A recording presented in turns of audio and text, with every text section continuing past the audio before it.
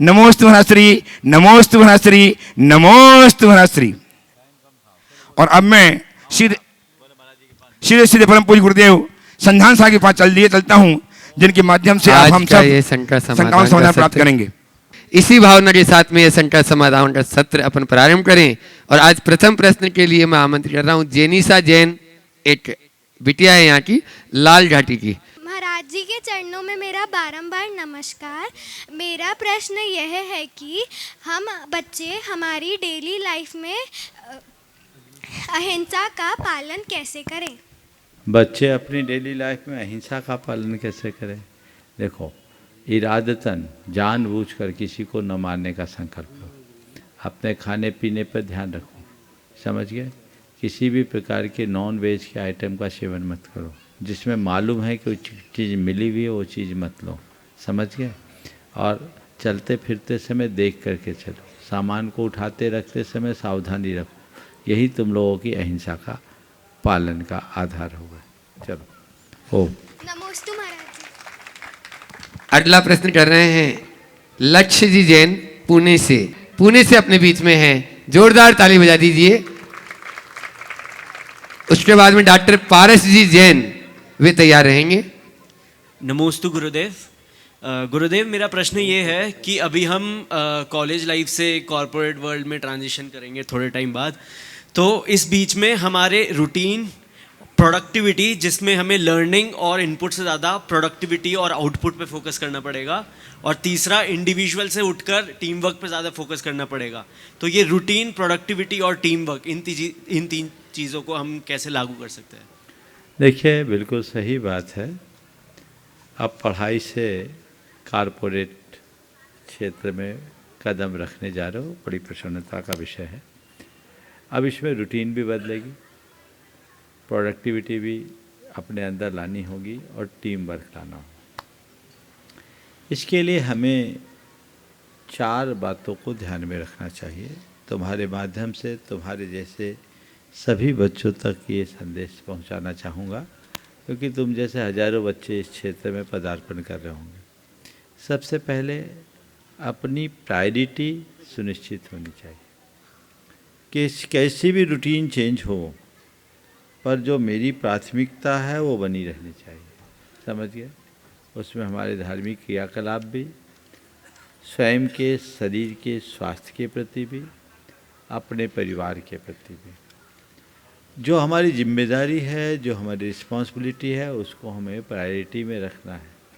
फिर जो हमारी जॉब है, जिस कंपनी के लिए काम कर रहे खुद तो करेंगे। तो पहली बात है प्रायोरिटी फिक्स होनी चाहिए। दूसरी बात, हमारे अंदर कोऑपरेशन की भावना होनी चाहिए। कोऑपरेटिव सोच लेकर के चले। आप कारपोरेट में जा रहे हैं, जब तक आप एक दूसरे को कोऑपरेट करना और एक दूसरे से कोऑपरेशन लेने की कला नहीं अपनाओगे, तब तक न तो आप टीम वर्क कर पाओगे, बना पाओगे, और न ही अपनी प्रोडक्टिविटी बना पाओगे। तो हमें हमेशा कोऑपरेटिव होना चाहिए। तीसरी बात, अपनी सोच को पॉजिटिव बना करके चलना चाहिए। पॉजिटिविटी जीवन की प्रगति का आधार है। बिना पॉजिटिविटी के हम कुछ भी नहीं कर सकते। और चौथी बात है, अपने कॉन्फिडेंस लेवल को बहुत अच्छा बना के रखना चाहिए। यदि ये चारों बातें जीवन में आए, प्रायोरिटी और कोऑपरेटिवनेस अपने अंदर आए, पॉजिटिविटी आए, और आपके चौथी बात क्या बोला मैंने? कॉन्फिडेंस। ये चारों बातें अगर आ जाए तो मैं समझता हूँ जो तुम चाह रहे हो वो सब कुछ घटेगा। अगला प्रश्न कर रहे हैं अपने बीच में भोपाल के ही जो डोनायतन ट्रस्टी भी हैं, डॉक्टर पारस जी जैन। नमोस्तु गुरुवर, इच्छामी। महाराज जी, मेरा प्रश्न आज मेडिकल साइंस के कंक्लूजन से संबंधित है कि गुरुवर, क्षमा करने से रोग प्रतिरोधक क्षमता बढ़ती है। इसका बैकग्राउंड ये है महाराज, कई वर्षों पहले जब मैं घुटने का दर्द होता है जिसमें ग्रीस कम हो जाता है, पहले 60 के ऊपर होता था, आजकल 30-40 में आ रहा है। उस पर मैंने जब रिसर्च चालू की और इंटरनेट पे देखा तो एक जर्मन साइंटिस्ट ने लिखा है कि फॉरगिवनेस बूस्ट द इम्यूनिटी। जब मैं डिटेल में देखा और मैंने उसको अपनी प्रैक्टिस में पाया तो मैंने ये पाया कई पेशेंट को ये बीमारी ग्रेड 1 और 2 है, पर यदि वो पॉजिटिव हैं तो उनको पेन का परसेप्शन बहुत कम होता है। और कई लोगों को जिनको ग्रेड 4 है, यदि वो ग्रेड 1 है पर यदि उनमें क्षमा करने की क्षमता नहीं है, बुराई करना, कसाई करना, क्लेश करना, उनको दर्द का परसेप्शन बहुत ज़्यादा है। तो गुरुवर, मेरा प्रश्न है कि आगम का इसमें क्या मार्गदर्शन है और इसमें हमें आशीर्वाद दें ताकि इस चीज़ को और प्रोपोगेट किया जा सके। नमस्ते। पहले तो मैं चाहूँगा इस टीम का एक बार जोरदार अभिनंदन करें। बागमल सिंगार बाई चैरिटेबल ट्रस्ट है, इन्होंने काफ़ी अच्छे काम किए हैं और आगे भी बहुत अच्छे काम करने का मनोभाव यहाँ है। पिछली बार जब हम आए थे तो ये ट्रस्ट गुनायतन से जुड़ा, आज पूरे ट्रस्ट को यहाँ लेकर के उपस्थित हुए हैं। मैं पूरे ट्रस्ट को उनके द्वारा किए जा रहे अच्छे कार्यों को और अच्छे से करने का आशीर्वाद देना चाहूँगा। आपने जो सवाल, एक बार इनका जोरदार अभिनंदन कर दीजिए। और आपने जो सवाल किया कि क्षमा भाव से घुटने के दर्द में आराम, इसका रहस्य क्या है? ये सहज है। मेडिकल साइंस आज इसे एक्सेप्ट कर रहा है, पर हमारा शास्त्र तो बहुत पहले से कहता है। हमें ये चीज़ हमेशा ध्यान में रखना चाहिए कि हमारे शरीर में कोई भी पीड़ा, कष्ट या दुख क्यों होता है। इसके दो कारण हैं। बहिरंग कारण, शरीर में किसी प्रकार का विकार होना, और अंतरंग कारण वैसे कर्म का उदय होना। ये दो कारण। शरीर में विकार आता है, अंदर कर्म का उदय होता है। शरीर का जो विकार है उसके पीछे हमारे शरीर में रहने वाले जो विभिन्न प्रकार के जैव रसायन हैं वो कारण बनते हैं। और हमारे शरीर में रहने वाले जो जैव रसायन हैं वो हमारे भावों से प्रभावित होते हैं। हमारी जैसी भावधारा होती है, हमारे अंदर की अंतःस्रावी ग्रंथियों का उस तरीके से सिक्रेशन शुरू होता है, स्राव होता है। और जैसे जैव रसायन हमारे शरीर के अंदर से निकलते हैं, हमारी वैसी भावधारा बन जाती है। उससे फिर शरीर के रसायन प्रभावित होते हैं, तो हमारे बीमारी और अन्य प्रकार की पीड़ा का वह आधार बन जाते हैं। जब जैव रसायन परिवर्तित होते हैं तो उससे हमारे कर्मों के रसायन भी परिवर्तित होते हैं, क्योंकि कर्म और आत्मा का रासायनिक बंधन है।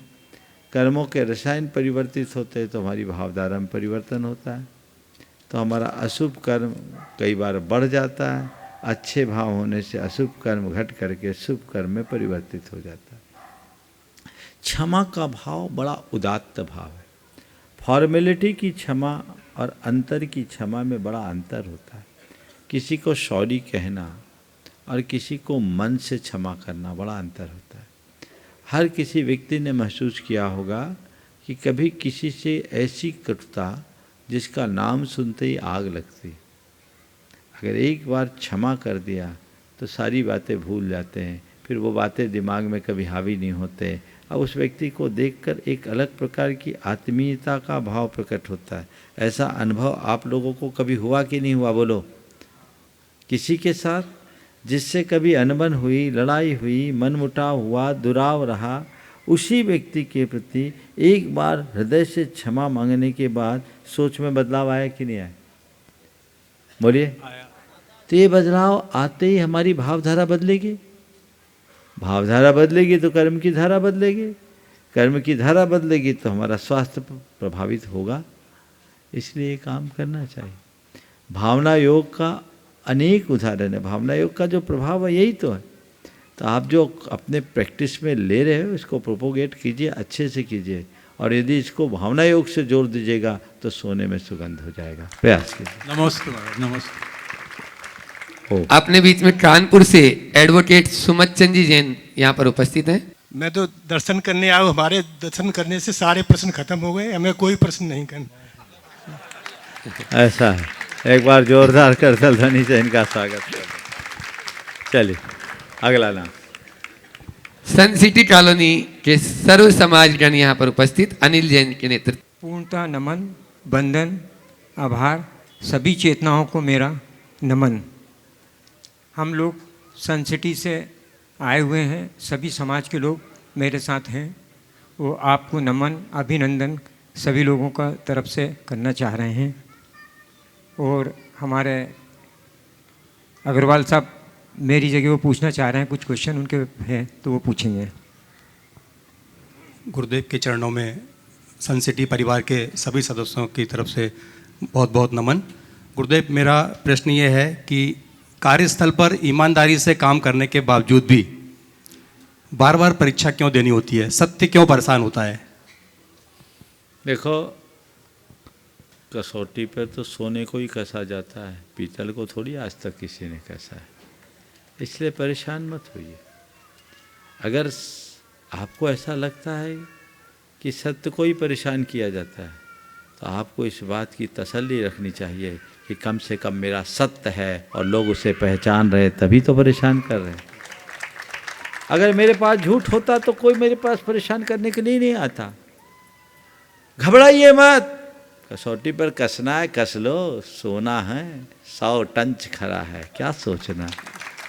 सोचे वो जो पीतल है, सोचे वो जो खोट है, मैं जब खरा सोना हूं तो क्या सोचना। इसलिए सत्यनिष्ठ व्यक्ति को अपने जीवन में आगत चुनौतियों का दृढ़ता से सामना करना चाहिए, घबराना नहीं चाहिए और मन में एक गाढ़ श्रद्धान बनाना चाहिए कि सत्य की सदैव जीत होती है। सत्य प्रताड़ित हो सकता है, पराजित नहीं।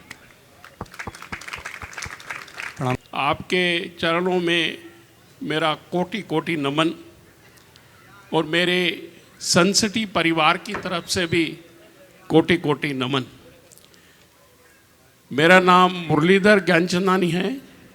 मैं सन सिटी कॉलोनी का अध्यक्ष हूँ। मैंने अपने कार्यकाल के अंदर बहुत ही समर्पित भावना से, पूरी निष्ठा से, पूरी ईमानदारी से और पूरी क्षमता, अपनी योग्यता, अपनी ज्ञान के आधार पर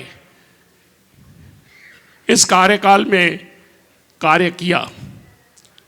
आज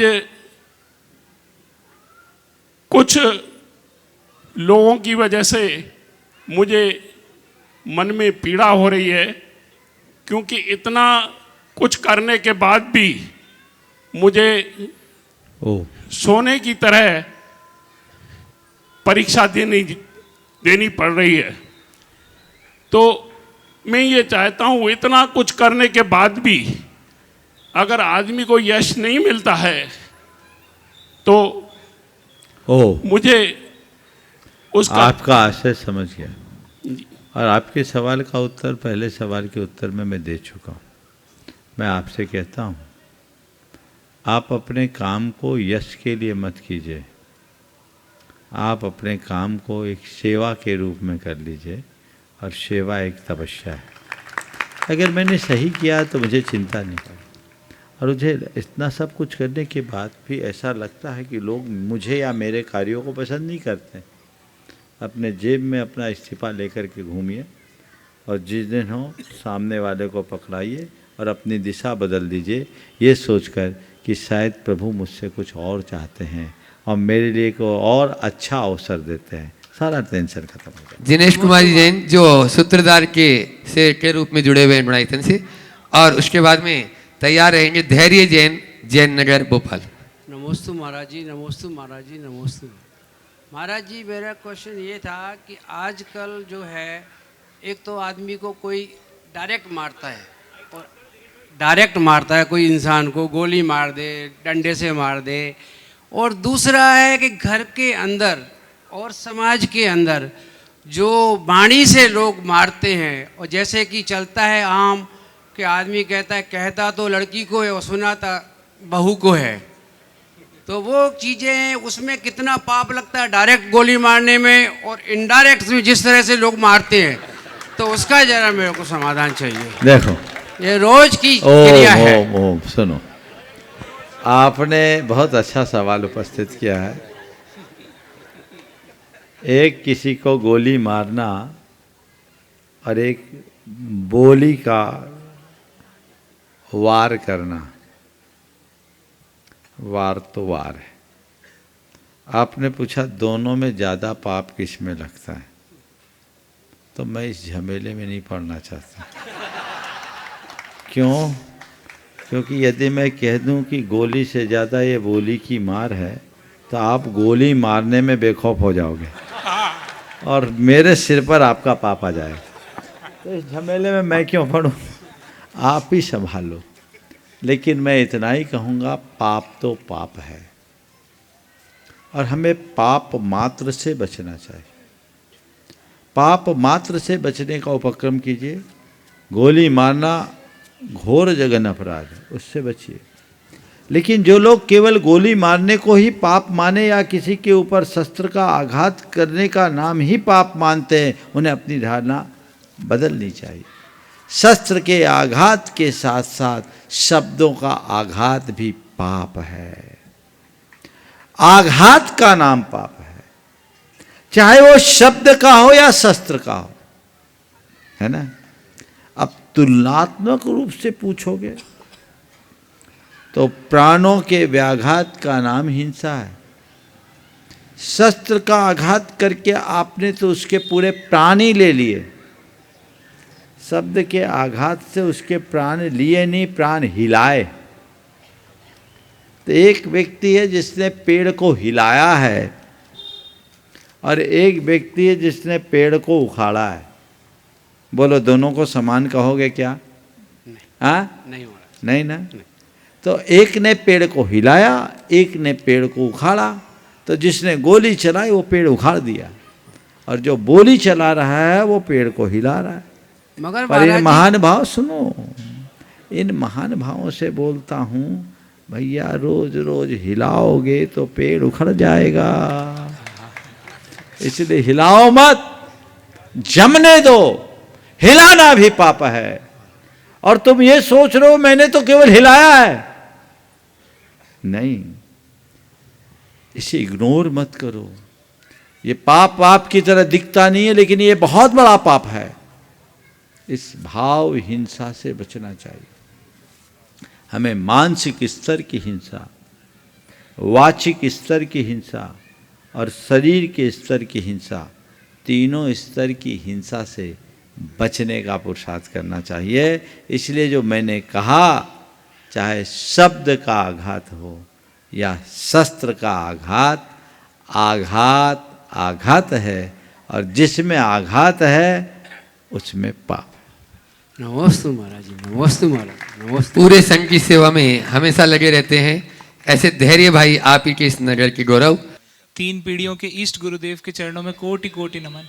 महाराज जी, संलेखना समाधि मरण उत्कृष्ट है, मगर जो ग्रह त्याग करने में, संलेखना लेने में असमर्थ हैं, तो वो अपना अच्छा अंत जानकर कैसे करें? नमस्ते। देखिए, संलेखना समाधि मरण उत्कृष्ट है और संलेखना समाधि मरण के लिए ग्रह त्यागना कोई जरूरी नहीं, घर में रह करके भी किया जा सकता। अंत समय में यदि योग्य व्यक्तियों का सानिध्य समागम मिल गया तो उनके संबोधन को प्राप्त करके आप घर में रहते हुए भी एक काम कर सकते हैं और ऐसा उपक्रम हमेशा करते रहना चाहिए। हम तो कहेंगे इसके लिए भावना भाते रहिए और हर व्यक्ति को ये सोचना चाहिए कि मैंने अपना जीवन अगर अच्छे से जी लिया तो मेरा अंत भी अच्छे से होना चाहिए। अच्छा जीवन के साथ यदि अच्छा अंत होगा तो वो हमारे परिणाम को और अधिक निर्मल बनाएगा। तो हम अच्छा जीवन जी रहे हैं, अच्छा अंत करें और जीवन को व्यवस्थित करें।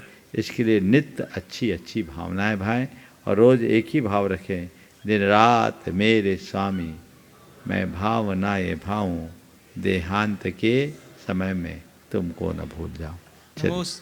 विजय जी पाटोदी, हर्षी जैन, विशाली जैन और अर्पित जी पाटोदी, इंदौर। गुरुदेव के चरणों में बारंबार नमोस्तु नमोस्तु नमोस्तु। गुरुदेव, आज जैन समाज तो ये जानता है कि जैन धर्म अनादिकाल से है, लेकिन अजैन समाज जो है ये समझता है कि भगवान महावीर के भांति जैन समाज की स्थापना हुई। तो उसी को संदर्भ में रखते हुए हम लोगों ने आज इंदौर में आदिनाथ भगवान की जयंती बड़े धूमधाम से और भव्य शोभा यात्रा के साथ निकाली।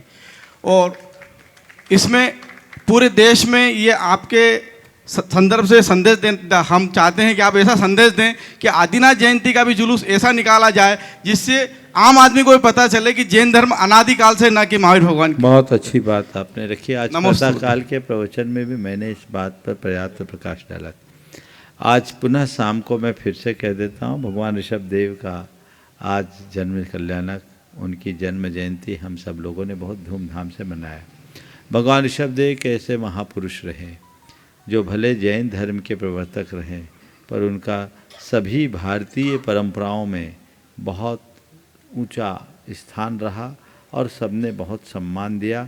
वेदों पुराणों में भी उनको सम्मान पूर्वक स्मरण किया गया। यह उनके महनीयता का द्योतक है।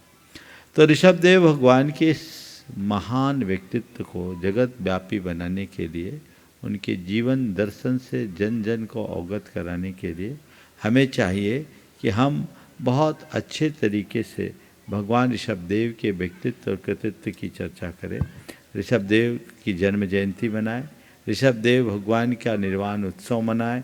उस समय हम उसे केवल अपने मंदिरों तक सीमित ना रखकर जनता के बीच भी फैलाने की कोशिश करें। यदि ऐसा हम करते हैं तो बहुत अच्छा परिणाम आएगा और हम लोगों को तथ्यात्मक तरीके से इनके बारे में बताएं। उसके लिए ये तभी संभव होगा जब आप खुद ऋषभदेव के व्यक्तित्व और कृतित्व से परिचित होंगे, उनके जीवन दर्शन को जानेंगे, उनकी ऐतिहासिकता को समझेंगे और लोगों को भी उसके लिए प्रेरित करेंगे। तो इसके लिए हमें अध्ययन करना चाहिए। मैंने प्रातःकाल भी कुछ पुस्तकों को पढ़ने के लिए सभी से कहा था। चूँकि ये शाम के समय के श्रोता अलग हैं तो पुनः दोहरा देता हूँ। आप सब कोई जैन धर्म के इतिहास को जानना चाहते हैं तो जैन धर्म का प्राचीन इतिहास, ये कृति है डॉक्टर बलभद्र जैन और पंडित परमानंद शास्त्री की संयुक्त कृति है। ये आप कहीं से मंगा करके पढ़िए। जैन धर्म का इतिहास डॉक्टर कैलाश चंद जैन की 3 भागों में है, आप उसे अच्छे से पढ़िए। भारतीय इतिहास एक दृष्टि डॉक्टर ज्योति प्रसाद जैन की एक अच्छी कृति है, आप उसे पढ़िए। भगवान ऋषभदेव के विषय में डॉक्टर नेमीचंद जैन की एक कृति है आदि पुराण में प्रतिपादित भारत, आप उन्हें पढ़िए। खुद भगवान ऋषभदेव के चरित्र को और विस्तार से जानना चाहते हैं, आदि पुराण पढ़िए। ये आप लोग अगर इन पुस्तकों को पढ़ने की रुचि जगाएंगे, आप उनके बारे में जान पाएंगे और जब आप जानेंगे तभी लोगों को बता पाएंगे। जिन्हें संक्षेप में इसके विषय में जानना है वो हमारी कृति है जैन धर्म और दर्शन, जो शायद यहाँ उपलब्ध भी हो, आप उसे पढ़िए। आप खुद पढ़िए और लोगों को बताइए ताकि लोग जान सकें कि भगवान ऋषभदेव का कितना दिव्य और अलौकिक व्यक्तित्व था, वो कितने महनीय और पूजनीय थे, उनका कितना सम्मान था, वो एक असाधारण महापुरुष थे और जैन धर्म से उनका कितना गहरा संबंध, वो जैन धर्म के आद्य प्रवर्तक थे।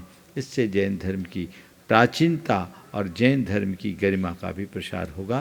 तो इस सभी को संकल्प लेना चाहिए। आप लोग सोशल मीडिया में अपना समय गंवाने की जगह यदि थोड़ा समय अपनी संस्कृति को, अपने इतिहास को पढ़ने में लगाते हैं तो तय मान करके चलिएगा, ये बहुत ही अच्छा कर्म हो। नमस्कार गुरु जी, एक जिज्ञासा है, जीवन में क्या महत्वपूर्ण है, सफलता या प्रसन्नता? आज सुबह का प्रवचन, कल मैंने इस विषय में काफी विस्तार से बात किया, यहीं रखो। सुनील जी, पब्लिक सर, पूरी कमेटी के साथ, कार्यकर्ता पूरी कमेटी के साथ में आ जाएं। मुनिश्री के चरणों में त्रेबा नमोस्तु, छुल्लक महाराज के चरणों में इच्छामी। महाराज, प्रश्न छोटा है पर कल जो तनु जी के साथ प्रश्न और संवाद हुए हैं वो निश्चित मान के चलो महाराज जी, मुझे ऐसा लगता है कि जैसे आप जैनिज्म का इंसाइक्लोपीडिया है, या यूँ कहूँ सोसाइटी के इंसाइक्लोपीडिया है, या यूँ कहूँ कि साइकोलॉजी की इंसाइक्लोपीडिया है। महाराज, हर प्रश्न का उत्तर आपने ऐसा बाखूबी से दिया है। मेरे को तो कुछ समाज के, गैर समाज के लोग आए थे तो उन्होंने मुझे बताया कि इतने सुंदर और इतने आसानी से उत्तर दे दिए विषयों के, इतने कठिन विषयों के, समाज की कुरीतियों के ऊपर, समाज के दहेज प्रथा के ऊपर, या और भी सब प्रश्नों के उत्तर आपने महाराज इतने शानदार दिए। इसमें छोटा सा एक विषय है महाराज कि प्रमाण सागर महाराज जी तो भोपाल में है। अब प्रमाण सागर महाराज जी यदि ऐसे ही प्रमाण सागर महाराज जी इंदौर में रहे तो ऐसे ही प्रश्नकाल चलते रहे। तो मेरा ये निवेदन है कि कई प्रमाण सागर बनने चाहिए जिससे पूरे भारत देश में ये प्रश्नों की सिलसिला और ये शंका का समाधान होता रहे। ये मेरी बात है। देखो, आपने चाहा है कि कई प्रमाण सागर हो जाए, बहुत अच्छी भावना है और हो जाना चाहिए, पर प्रमाण सागर के पास प्रमाण सागर बनाने की ताकत नहीं, वो तो कोई विद्यासागर ही बना सकता। बहुत बढ़िया। मैं जो हूँ वो उन्हीं के कृपा से है, समझ गए। गुरुदेव के ही शब्दों में कहूँगा, मैं तो था ठेठ बांस, गुरु ने मुझे बांसुरी बना दिया। तो ये उन्होंने ही किया, हमारा कुछ नहीं है, इसलिए ये मान करके चलना चाहिए। पर मैं दूसरी दृष्टि कहता हूँ कि ये तो विद्यासागर की टकसाल में ढले सिक्के हैं, सब एक हैं, जो भी देखो सब में वही रूप देख लो तो शायद इसका समाधान मिल सकता है। क्योंकि मैं मानता हूँ अब वो तो ऊपर से आने वाले अभी हैं नहीं, तो हमें इतने में ही संतोष करना पड़ेगा, समझ गए। इसलिए जिसको जहाँ लाभ मिले वो लाभ लेते रहें। और टेक्नोलॉजी ने तो सबको सब जगह सुलभ कर ही दिया है, तो हमें ये भी ध्यान रखना है कि जब हमें कोई चीज़ें साक्षात न मिल पाए तो वर्चुअली भी हम उनका लाभ ले सकते हैं। चलना आता नहीं, बहुत तेज चलता है। उड़ना आता नहीं, बहुत तेज उड़ता है। हर आदमी बस में करना चाहता है, बस में होता नहीं। बस में हो जाए तो विवश हो जाता है। वो धन है और मन है। धन की गति तेज है या मन की गति तेज है? बस महाराज इसी की बात है कि हम सब विवश हो जाते हैं उसके आगे। देखो, आपने पूछा धन की गति तेज है या मन की गति तेज है, हम किसकी गति को तेज माने? मैं तो ये कहूँगा, न धन की गति तेज है न मन की गति तेज है। इन दोनों की गति के पीछे जो वेग है वो आसक्ति का वेग है। अगर आसक्ति है तो व्यक्ति धन के पीछे भागता है, जिसका मन आसक्त है वो विषयों की ओर भागता है। अगर आसक्ति का अंत हो गया तो धन भी थम जाएगा और मन भी दम जाएगा। धन भी थम जाएगा, मन भी नम जाएगा, नम नहीं जाएगा, अपने में रम जाएगा। और जिस दिन मन अपने में रम गया सारा खेल खत्म हो जाएगा। इसलिए अपनी इस आसक्ति को कम करने का उपक्रम करें। श्रवण कुमारी जैन लाल जाटी। सभी साधु परमेष्ठु को नमोस्तु। छुल्लक जी को इच्छामी। महाराज श्री, हमने सुना है कि तीर्थंकर के परिवार में उनके रहते हुए किसी का मरण नहीं होता है, तो इसका मतलब 14वें कुलकर नाभि राय और उनकी माताजी मरु देवी उनके केवल ज्ञान तक रही होंगी वो महाराज श्री। और दूसरा मेरा प्रश्न है कि जो केवल ज्ञान हुआ आदिनाथ भगवान को, तो उसके पहले कितने मुनियों को केवल ज्ञान और हुआ? देखो, ये कहा जाता है कि तीर्थंकरों के कुल में किसी का वियोग नहीं होता, और इस आधार पर हम कह सकते हैं कि तीर्थंकरों के माता पिता चाहे नाभि राय और मरुदेवी है, वो भगवान ऋषभ देव के काल तक रहे। अभी इसका प्रमाण भी देखने को नहीं मिलता कि केवल ज्ञान के बाद क्या हुआ, लेकिन दीक्षा के समय तो दोनों थे। 1000 वर्ष तक भगवान ने तपस्या की, वे रहे होंगे। मेरे को स्मरण में नहीं है कि आदि पुराण में भगवान ऋषभ देव के समोत्सरण के उल्लेख में कभी नाभि राय और मरु देवी का उल्लेख होगा, शायद वो नहीं हुआ होगा। लेकिन यह हम मान सकते हैं कि उनका वियोग हुआ भी होगा तो बाद में हुआ होगा। और आपने दूसरा क्या पूछा? ये आदिनाथ भगवान के केवल ज्ञान के पहले। हाँ, और किसी को केवल ज्ञान हुआ क्या? उनके केवल ज्ञान के पहले किसी को केवल ज्ञान नहीं हुआ। इस युग में सर्वप्रथम केवल ज्ञान की प्राप्ति भगवान ऋषभ देव को हुई। उन्होंने ही धर्म तीर्थ का प्रवर्तन किया। उनके द्वारा प्रवर्तित धर्म तीर्थ का आश्रय लेकर सबसे पहले अनंत वीर ने निर्वाण को प्राप्त किया। नमोस्तु भगवान, नमोस्तु। भवित जैन, जैन नगर। और नमोस्तु महाराज जी। महाराज जी, मेरा प्रश्न यह है कि आधुनिक टेक्नोलॉजी और सोशल मीडिया का ये जो दौर है, उसमें अध्ययन को और जो स्वाध्याय होता है उसको मोबाइल चलाने जितना आकर्षक और या रोचक अपन कैसे बना सकते हैं? आधुनिक टेक्नोलॉजी के साथ अध्ययन को मोबाइल जैसा रोचक और आकर्षक कैसे बना सकते? अगर रुचि अध्ययन के प्रति बढ़ जाए ना, तो मोबाइल के माध्यम से भी अध्ययन किया जा सकता है। आकर्षण मोबाइल का नहीं है, आकर्षण रुचि का है। जो चीज़ें आज तुम्हारे मोबाइल में है वह सब चीज़ें आज अध्ययन की चीज़ें भी तो सब आज डिजिटली उपलब्ध है। हाँ, थोड़ा अंतर हो सकता है कि मोबाइल में चीज़ें सजी सबरी आती है, सब ग्राफिक्स के साथ आती है। और आजकल बहुत सारे धार्मिक कार्यक्रमों को भी इस तरीके से प्रस्तुत किया जाने लगा है। आप देख सकते हैं ताकि आपकी अभिरुचि उसमें बढ़ सके और आप वो काम बेहतर कर सकें। लेकिन कितना भी आकर्षक हो, चीज़ें कितनी भी अच्छे से प्रस्तुत की जाए, जब तक आपका उसमें इंटरेस्ट नहीं हो, आकर्षण कैसे होगा? तो सबसे ज़्यादा ज़रूरत है रुचि जगाने की, रुचि बढ़ाने की। ये जग जाए, सब रास्ता प्रशस्त हो। नमोस्तु। विदिशा से अविनाश जी पत्रकार। तेरे मुनिराज के चरणों में नमोस्तु, नमोस्तु, नमोस्तु। और छुलक जी को इच्छा में। गुरुदेव, हम तो ऐसे सफ़र पे जिसकी कोई मंजिल नहीं, हमने सारी उम्र जो किया उससे तो कुछ भी हासिल नहीं। ज़िंदगी कब शुरू हुई पता नहीं, अपना पता ढूंढते ढूंढते सारी ज़िंदगी कब निकल गई पता नहीं। पूज गुरुदेव, जब से आपकी शरण मिली मेरी तो ज़िंदगी बदल गई। तो मेरा प्रश्न है गुरुदेव, मेरा भविष्य क्या है? एक चोर ने ज्योतिषी से पूछा,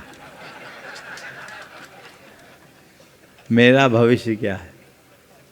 ज्योतिषी ने बोला, मैं क्या बताऊं, तो खुद गढ़ के आया है। समझ गए? हम जैसा करते हैं वैसा ही हमारा भविष्य होता है। मैं तुम्हें चोर जैसा तो नहीं कह रहा, पर मैं तुम्हें एक साहूकार की तरह देखकर ये कह सकता हूँ कि चोर का भविष्य यदि बेड़ियाँ हैं तो साहूकार का भविष्य सिंहासन होगा। जय हो गुरुदेव, जय हो, जय हो। हमें अपने कृत्यों पर ध्यान देने की जरूरत है।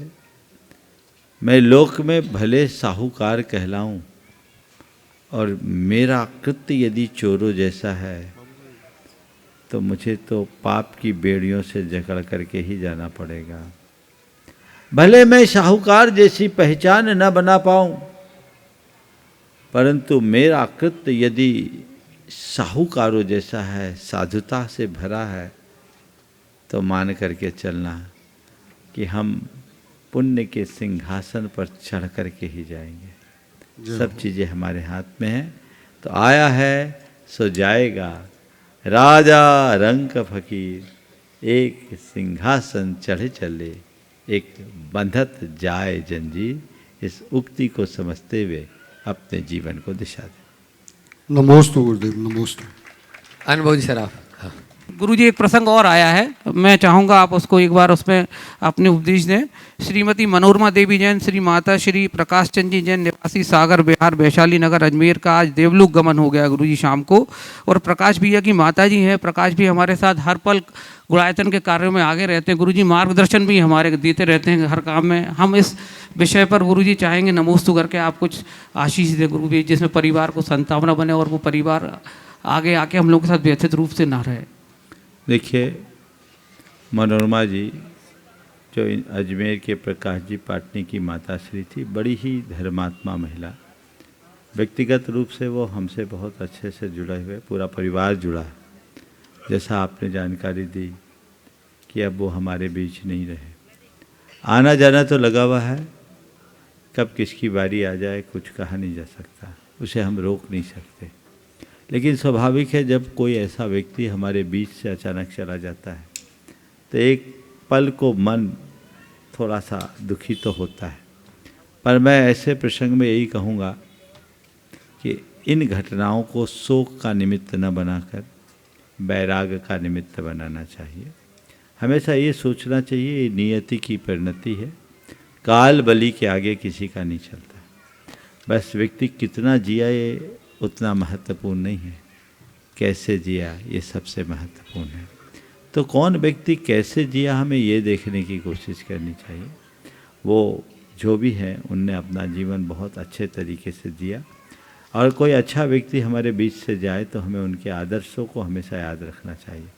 मैं प्रकाश भाई और उनके परिवार को आशीर्वाद देता हूँ कि विपत्ति की इस घड़ी में धैर्य रखें। शास्त्र कहते हैं विपत्ति धैर्यम, विपत्ति में धैर्य रखना चाहिए।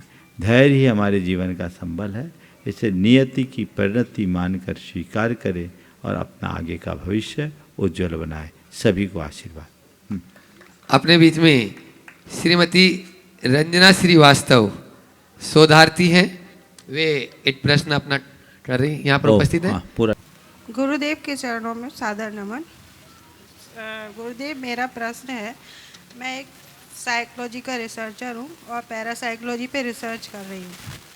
तो ऐसे मेंटल पेशेंट जो आत्माओं के प्रभाव में पीड़ित हैं और गलत तांत्रिक क्रियाएं, काला जादू जिन पे किया गया है, मारण क्रियाएं हैं, इसमें वशीकरण है, तो ऐसे पेशेंटों को कोई भी साइकेट्रिस्ट और साइकोलॉजिस्ट ठीक नहीं कर सकता है। तो इनको तो वही लोग ठीक कर सकते हैं जिनके पास विशेष रूप से कुछ आध्यात्मिक शक्तियाँ हैं, ईश्वरी कृपा है जो इन आत्माओं को कंट्रोल कर सकती हैं। तो विभिन्न समाज एवं धर्म में धर्म गुरु, चाहे हम हिंदू समाज की बात करें, मुस्लिम समाज में पीर, तो जैन समाज का होने जैन समाज का होने के नाते गुरुदेव से मेरा निवेदन है कि जैन समाज के गुरु होने के नाते आप इसमें हमारी क्या मदद कर सकते हैं। हमारा भविष्य में ऐसा रहेगा कि सरकार इन लोगों के मतलब जो ऐसे गुरु हैं, धर्म गुरु, उनका रजिस्ट्रेशन करें, क्योंकि हमें पता नहीं होता है कि हम किसके पास जाएं उपचार के लिए, और गलत तांत्रिकों के चक्कर में पड़ के वो लोग शारीरिक शोषण भी करते हैं उन लोगों का जो पीड़ित लोग होते हैं। तो ऐसे मेंटल पेशेंट के लिए जैन समाज क्या कर सकता है? देखिए, सबसे पहले तो मैं आप सबसे ये कहना चाहूँगा कि इन सब बातों पर विश्वास ही नहीं करना चाहिए। ज़्यादातर बातें जिसको आप ऊपरी ऊपरी बोलते हो, ये सब कहीं ना कहीं साइकोसोमेटिक होता है। इनका संबंध मन से जुड़ा रहता है। ये मन की दुर्बलता से जुड़ा हुआ प्रसंग ज़्यादा दिखता है। तो हम पहले अपने मनोबल को मजबूत करें। दूसरी बात, यदि कोई व्यक्ति इस तरीके से पीड़ित है तो उसको अच्छा मोटिवेशन दे और उससे उनके अंदर का आत्मविश्वास जगाए, उनको आध्यात्मिक रूप से सबल बनाने की कोशिश करें। थोथे कर्म कांडों में न उलझाएं। सामने वाले की मनोवृत्ति बदल दी जाए तो ये जितनी भी समस्याएं हैं उन सब का बहुत आसानी से निदान हो सकता है। प्राय लोग जो इस तरह की परेशानियों के शिकार होते हैं, मेरे पास तो ऐसे जितने भी प्रसंग आए उनके आधार पर मैं ये कह सकता हूँ कि सब मनोकायिक ज़्यादा थे। मन का भूत सबसे बड़ा भूत है और मन के चक्कर में पड़ कर के लोग इधर उधर जाते हैं और इधर उधर जाकर बहुत सारा नुकसान कर देते हैं। तो नहीं जाना चाहिए। अगर किसी गुरु के पास जाओ, भले वो किसी भी धर्म का हो, तो मैं आपसे ये कहूँगा कि आप उसी के पास जाओ जो पूरी तरह आध्यात्मिक चेतना से परिपूर्ण हो, जिसका अपना कोई चारित्रिक बल नहीं है, उसके पास कोई दैवी शक्ति नहीं हो, जिसका अपना आचार विचार व्यवहार नहीं है, उसके अंदर दैवीता आएगी नहीं, वो केवल ढोंग करेगा। दुर्भाग्य है कि आजकल लोग ऐसे ही लोगों के चक्कर में ज़्यादा पड़ रहे हैं। हमें टोटकेबाजी से बचना चाहिए, समाज को बचाना चाहिए, सही मार्ग दिखाना चाहिए। अगर व्यक्ति का मनोबल जगा दिया जाए और उस अनुरूप उसकी धर्माराधना करा दी जाए तो ऐसी समस्याओं का अंत बहुत आसानी से हो सकता है। मुझे नहीं लगता कि इस तरह का कोई काला जादू का कोई कुपरिणाम इस तरीके से आता है। मनोबल को बदल दो तो सब कुछ ठीक हो जाएगा। बाकी इन्हीं बातों में लगे रहें तो हम उलझ करके ही रह जाएंगे। क्योंकि आप एक शोधार्थी हो। और निश्चित आपने विज्ञान को पढ़ा है, मनोविज्ञान को समझा है। मैं तो चाहूँगा कि इसे और तथ्यात्मक तरीके से रखें ताकि समाज में इस विषय में चल रहा भ्रम टूटे।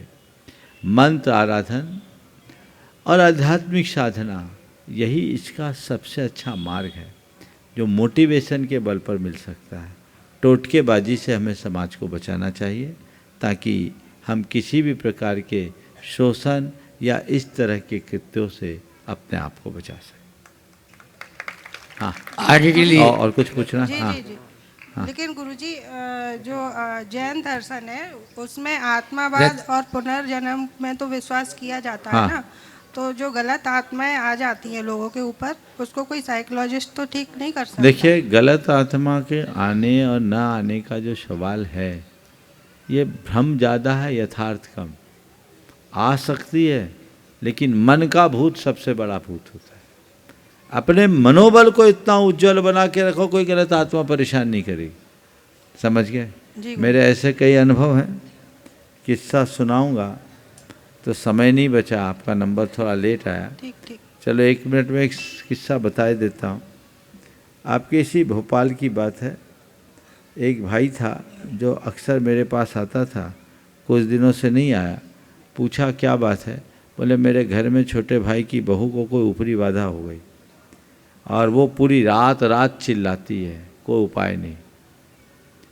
महाराज आप कोई उपाय बताओ। मेरे पास आई, मैंने देखा, मुझे समझ में आ गया, हिस्ट्री पता की, क्योंकि मैं बहुत सारी चीज़ों को साइकोलॉजिकली समझता हूँ।